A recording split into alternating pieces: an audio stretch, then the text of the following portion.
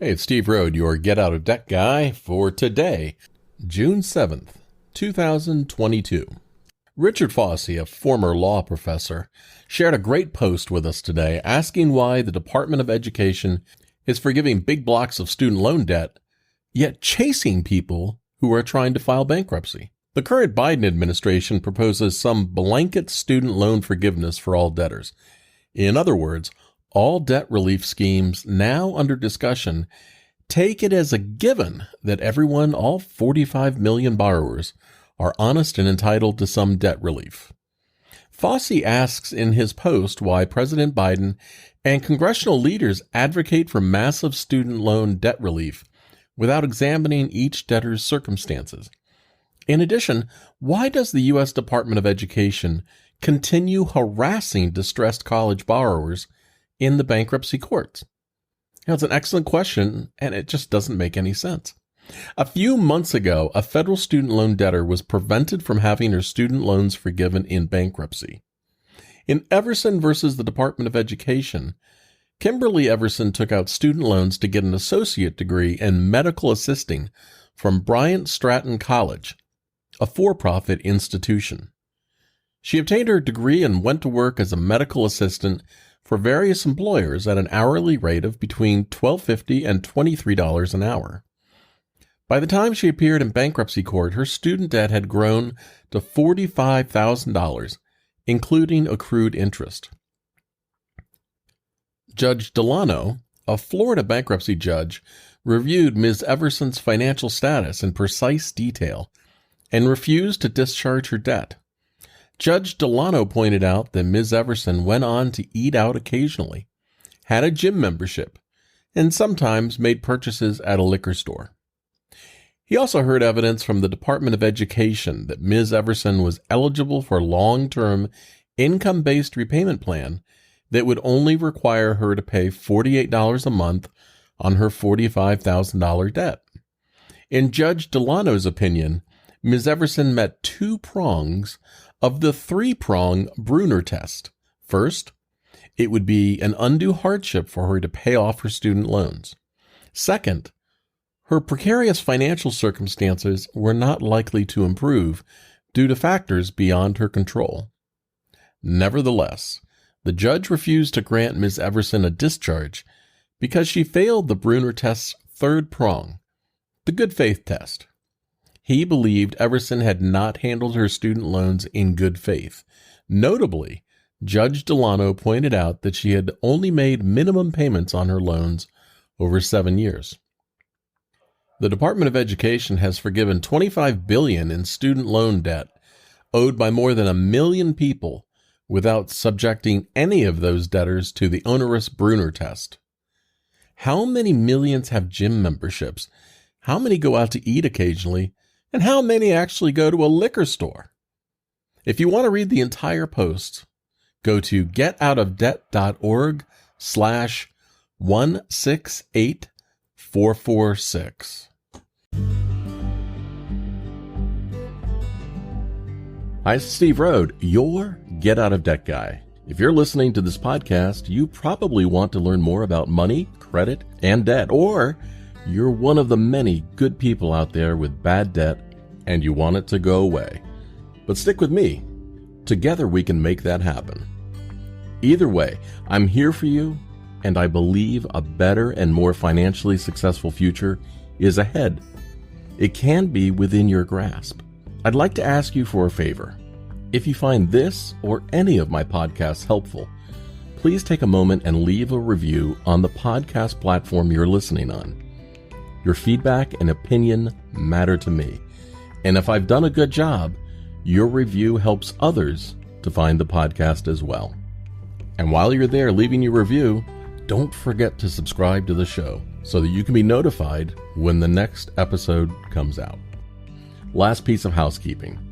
If you have a question or comment you'd like to hear on an upcoming podcast, you can leave me a voice message at getoutofdebt.org/message.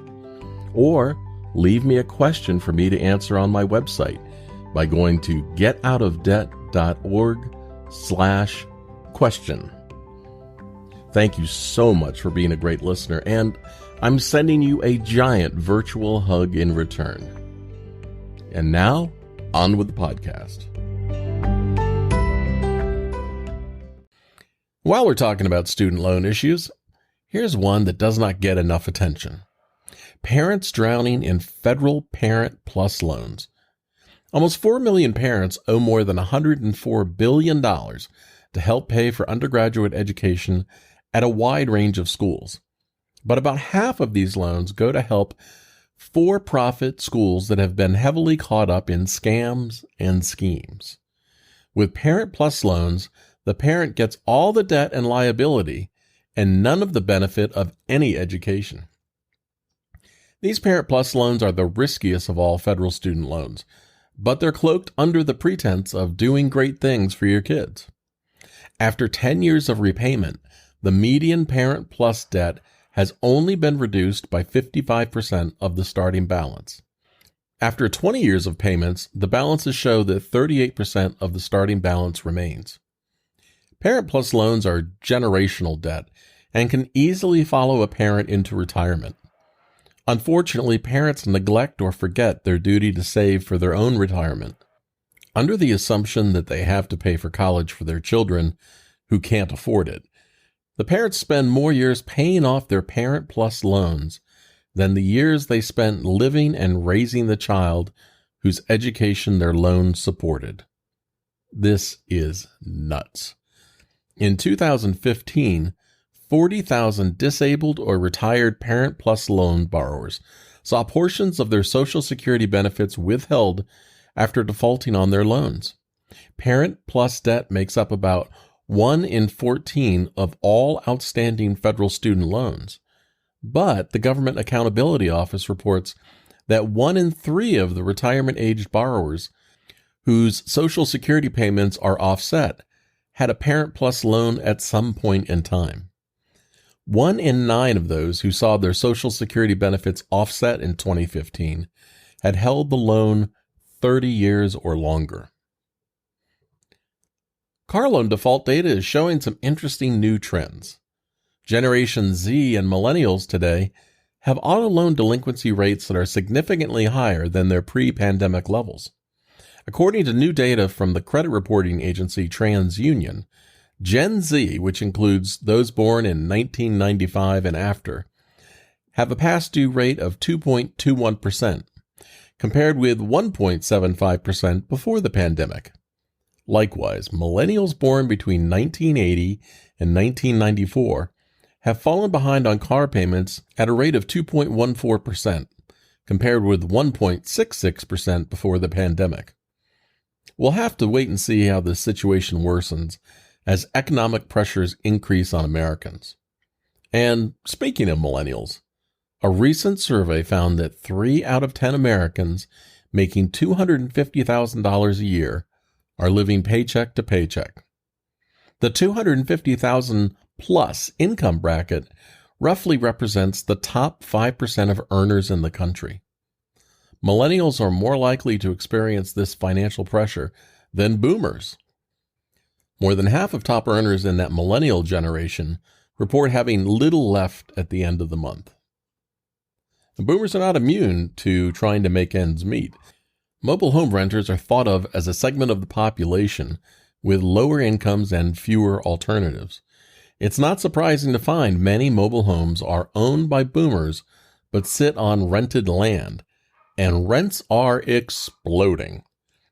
For nearly 30 years, Virginia Rubio has lived in a trailer park in Forks, Washington, where monthly rent teeters around $350, but now it's shooting up to $1,000. Rubio, a retired home care aide who lives on food stamps and $860 in Social Security each month, says there's no way to make the math work.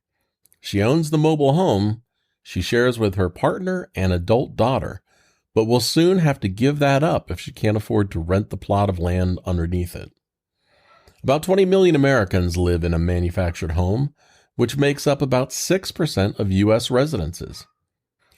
Mobile home prices range from less than $25,000 in Nebraska, Iowa, and Ohio to more than $125,000 in Washington state. Overall, they tend to be 3 to 5 times cheaper than traditional single-family homes. But rising demand for affordable housing has put particular pressure on the market. Nationally, the average sales price of manufactured homes has risen nearly 50% during the pandemic, from $83,000 to $123,000. I have no idea what will happen to the disabled, elderly, or sick people booted from mobile homes because they can no longer afford to live there. But what I can guarantee is it's not going to be good. If you have a question to ask me, go to getoutofdebt.org/question. I'm your Get Out of Debt guy, Steve Rode. Remember, I believe in you, practice safe debt, and I'm sending you a big virtual hug. Bye-bye.